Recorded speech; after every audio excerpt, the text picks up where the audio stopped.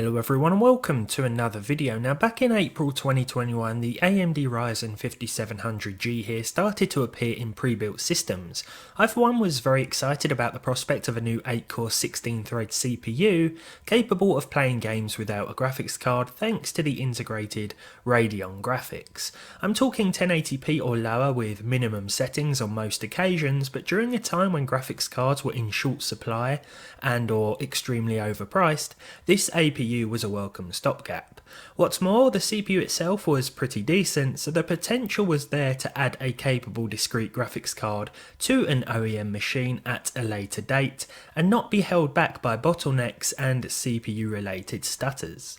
A few months later the 5700G got a retail release, and at $360 it made less sense, but if more processing power than a 3400G was a priority, and you wanted to build a low power PC that would let you run GTA 5 in your spare time, then this would have been ideal. Fast forward to 2023 and the 5700G is even cheaper, but it's still difficult to recommend outside of compact, low power iGPU only systems.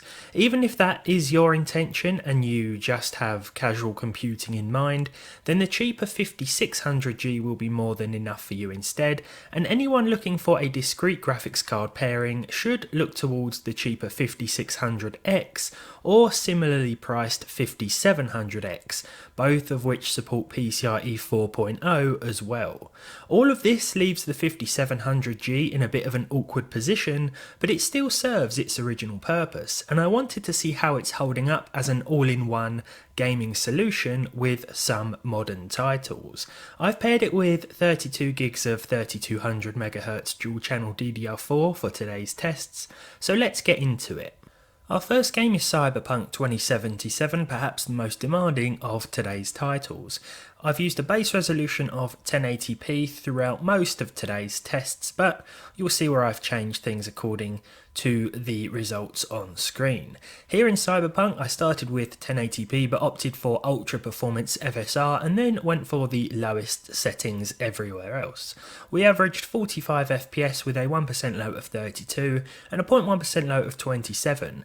The frame drops were more noticeable in busier areas that are going to stress the CPU side of things more, but ultimately and overall it is the iGPU that is and will be the limiting factor throughout today's tests. I've thrown Kingdom Come Deliverance back into the benchmark roster because this is an absolutely fantastic game and it still looks really nice even in 2023. Of course, with the 5700G we had to run it at 900p native with the lowest settings, but even so it still looks pretty decent and it ran with over 51 FPS. I was particularly surprised by these percentile lows because usually there's a lot of stutter in this area, but I think because of the iGPU limitation, well, things remained pretty smooth, as the CPU didn't really have to do all that much. Elden Ring was also best played at 900p with the lowest preset. I did however set anti-aliasing to high to get rid of some of those pesky jagged edges. Here we saw at least 36 FPS with a 1% low of 30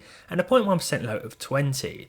Now we could of course opt for 720p to get more frames out of this game, but I think 900p is sort of a sweet spot between visuals and graphical quality. I wouldn't really want to go any lower than this as Elden Ring doesn't look great at 720p and we aren't exactly going to hit 60 FPS even at 720, so I thought this was the best place to be, though of course it is entirely up to you. Next up we have The Witcher 3 with the next gen patch. I started off with 1080p but enabled performance FSR, and I actually switched the texture and detail settings to medium just to make the game look a little bit better.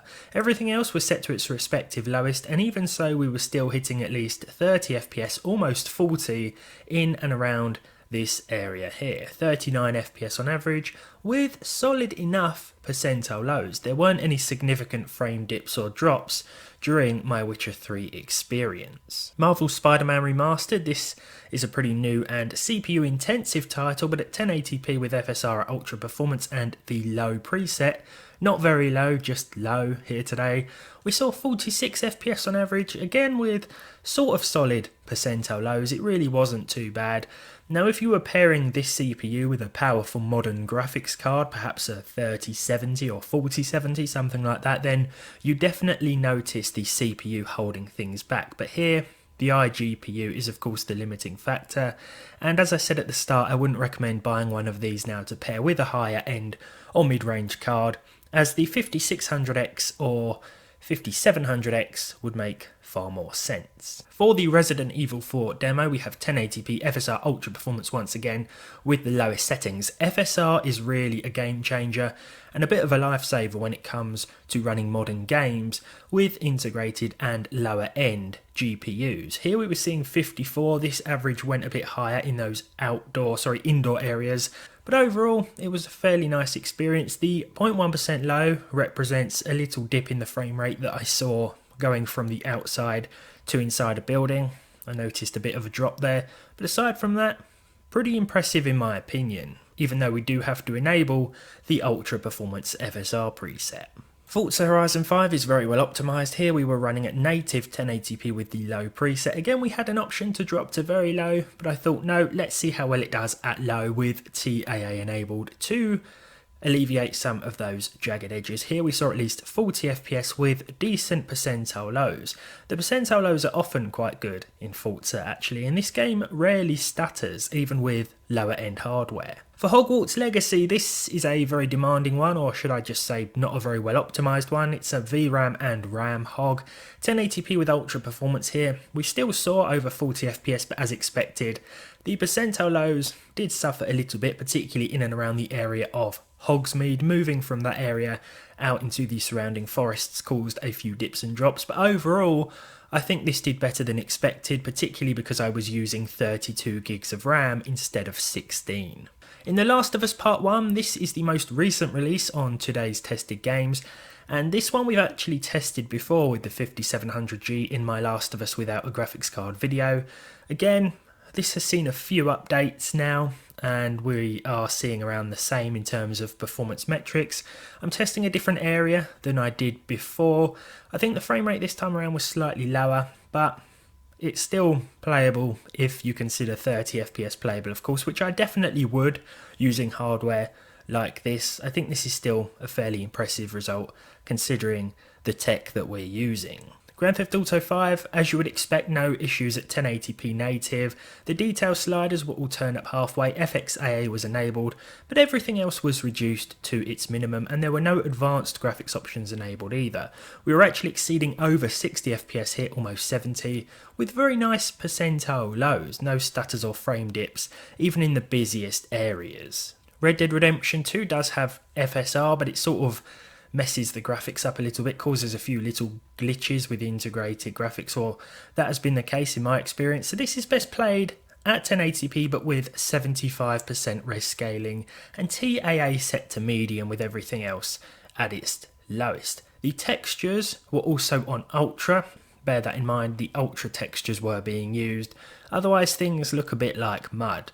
We could potentially get a few more frames from using the low textures, but as I say, it doesn't look that good at all. And if we can hit over 30 FPS with ultra textures, then I thought that was definitely the best way to go, but it's always up to you, of course. Fortnite 1080p probably overdid it a little bit with the performance mode. This probably wasn't necessary, but it did help the frame rate tremendously, 139 on average, with a few little dips and drops here and there, which we normally see. Certainly enough frames here to remain competitive though, even if the game doesn't look the best and we can't exactly benefit from the new Unreal Engine 5 graphical features, it is still very playable without a graphics card and the 5700G on its own. Now I think overall the 5700G, as I said at the start, isn't really worth it if you want to put together a system featuring a discrete graphics card, but it still does serve its original purpose of being used in a system whereby you want something that's quick enough for everyday and casual computing,